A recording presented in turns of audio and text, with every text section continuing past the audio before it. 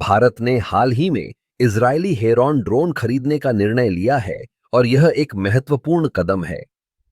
इन drone का उपयोग हमारी सुरक्षा को मजबूत करने के लिए किया जाएगा। खासकर ऑपरेशन सिंदूर की सफलता के बाद, जो हमारे सशस्त्र बलों की क्षमता को दर्शाता है, यह निर्णय और भी महत्वपूर्ण हो जाता है। हेरॉन ड्रोन की खासियत यह है कि ये उच्च ऊंचाई पर उड़ान भर सकते हैं और लंबी दूरी तक निगरानी कर सकते हैं। इनकी तकनीक इतनी उन्नत है कि ये दुश्मन की गतिविधियों पर नजर रखने में बेहद प्रभावी हैं।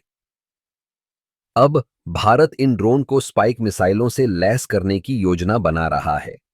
स्पाइक मिसाइलें अत्यधिक सटीक और प्रभावी होती हैं, जो किसी भी लक्ष्य को भेदने में सक्षम हैं।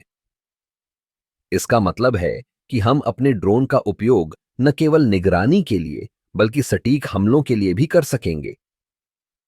यह हमारे सशस्त्र बलों को एक नई शक्ति प्रदान करेगा। जब हम दुश्मन के ठिकानों पर सटीकता से हमला कर सकेंगे, तो यह हमारी सुरक्षा को और भी मजबूत करेगा। भारत की यह पहल न केवल हमारी रक्षा क्षमताओं को बढ़ाएगी, बल्कि यह हमारे दुश्मनों को भी एक स्पष्ट संदेश देगी कि हम अपनी सुरक्षा के प्रति गंभीर हैं। यह कदम हमें आत्मनिर्भरता की दिशा में भी ले जाएगा, क्योंकि हम अपने रक्षा उपकरणों को विकसित करने और खरीदने में सक्षम हो रहे हैं। हमें यह भी याद रखना चाहिए कि यह सिर्फ एक तकनीकी उन्नति नहीं है, बल्कि यह हमारे सशस्त्र बलों के मनोबल को भी बढ़ाएगा। जब हमारे जवान जानते हैं कि उनके पास अत्याधुनिक तकनीक है, तो उनका आत्मविश्वास और भी बढ़ता है।